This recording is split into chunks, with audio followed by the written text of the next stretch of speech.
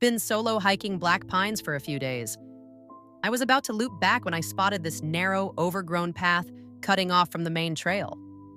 No markers, no footprints, just trees growing too close together like they were hiding something. Obviously, I followed it. About a mile in, I found this small clearing, super isolated. Just a crumbling fire pit, half a rotted log, and a big tree with something nailed to it. Edit. Found this list carved into a plank of wood. Not printed, not burned. Carved deep with a blade. Swear to God, it feels like I just walked into a creepypasta. Ha ha ha, campground number 103 rules. 1. Do not acknowledge anyone outside your campsite after sunset. 2. Do not leave food out after 10:13 p.m. exactly. 3. If you hear your name whispered, do not respond. 4. From midnight to 12:17 a.m., stay inside your tent. Do not look outside, no matter what you hear. 5. If you wake up to the smell of campfire smoke, check your fire immediately. If it's not lit, do not leave your tent. 6. Do not follow any lights into the woods, even if they look like flashlights. 7. Before you leave, bury this list deep. 8. Do not attempt to leave until the third sunrise. So, yeah, I'm sleeping here tonight. Looks chill. No signal, though. If Slender Man shows up, I'll update in the morning. Edit 2. 5:12 a.m. I should be dead. Night 1. I crashed early, was out by 11. Dead quiet, no bugs, no wind, nothing. Woke up around 2 a.m. to someone whispering my name. Jake. Right outside the tent. Software familiar, almost like my sister's voice. She's been dead 5 years. Jake, I'm cold. I froze. Then I remembered the list. Rule 3. If you hear your name whispered, do not respond. I held my breath, but then the voice got closer, right against the fabric. Please. And like an idiot, I whispered, "Who's there?" The voice stopped. Then something started crawling around the tent. Not walking, crawling. I heard nails scraping across dirt, a heavy belly dragging. It circled once, twice. Then the zipper moved. From the outside. Slow, steady. I lunged for my flashlight, dead. My backup flicked once, then died too. And then it crawled in. It didn't breathe. It made no sound at all, but I could smell it, rot and metal. Then I felt fingers wrap around my ankle. Long, thin, wet. I kicked. It pulled me once, hard, tearing my sleeping bag and smashing my leg into the floor.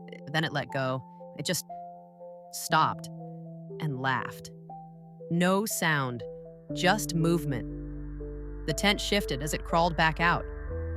It didn't kill me. It wanted to see what I'd do next. Morning. 3 long scratches down my calf. Not deep, but clean. The tent flap was open. The nylon burned along the zipper seam.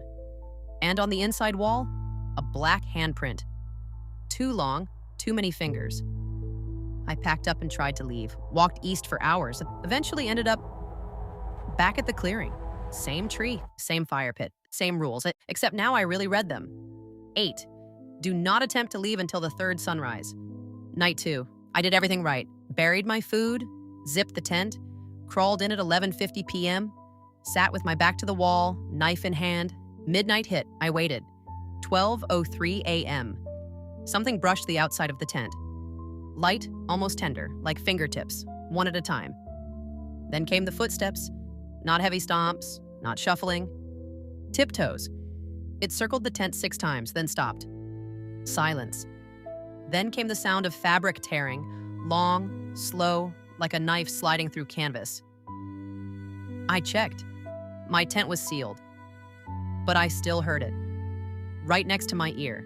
Then something whispered, not a word. My breathing, copying it. In sync. I clutched the knife and stayed still. At 12:11, I felt breath on the back of my neck.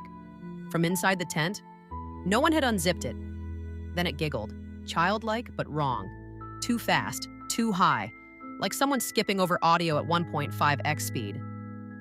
12:17. My phone vibrated. The tent went dead quiet. Then something outside whispered, "You're learning." Morning. The log I sat on was gone. In its place, a shape carved into the dirt. A crude outline of my body, arms spread, legs together. Inside it, something had buried my boot. Still warm, but I was wearing both. Night 3. The air was wrong all day. The trees were too still. I followed every rule. Didn't speak. Didn't even think in full sentences. By 11:45, I was zipped up and waiting. Midnight hit like a drop of pressure, like the forest itself was breathing in. And then I heard a voice inside the tent. I can wait forever. I didn't move. At 12:04, the air turned wet. Not humid, wet. I could feel moisture on the inside walls, dripping from above, but it wasn't raining. At 12:09, my flashlight turned on by itself, bright white, then blue, then red. I didn't touch it. At 12:13, something pressed both hands against the tent from the outside. Hard. The whole tent sank inward like it was about to collapse. And then, nothing. Stillness. 12:17. My phone buzzed. I'd survived. Sunrise number 3. Real warmth, bird song. The trail opened. I walked until I found the road. My car was there. I drove without blinking. No music, no stops. By noon, I was back in town. By nightfall, I was home. Home. I slept for 14 hours. This morning, I went to take out the trash. Opened the front door and found myself standing in the clearing. Campground number 103. My tent, the same fire pit, same tree, same list nailed to it. But now carved into the wood beneath the rules. Nice try, Jake. So close. I looked down, still holding the original list. The one I tore off the tree before I left. The one I never buried. Final edit. I thought food was going to be my biggest issue. Turns out I was the food. The rules worked. For a while, they protected me, made me think I had a chance, but when I broke the last one, that was it. No more conditions. No more midnight windows or whisper voices or warning signs. Now they come whenever they want. I'm not home. That door I opened, it wasn't my apartment. It was the clearing, the trees, the tent, the thing crouched just outside the firelight, wearing a version of my face that smiles too wide. I tried to run, didn't make it far. They tore something in my leg. I can't feel my foot. I don't think they're trying to kill me. I think they let me get away on purpose. So I'd come back. So they could watch me break. I've seen their shadows in daylight now. I've heard laughter coming from inside my tent before I unzip it. There are no more rules. They have free reign. And I think they feed on fear. Letting me believe I had a way out made me taste better.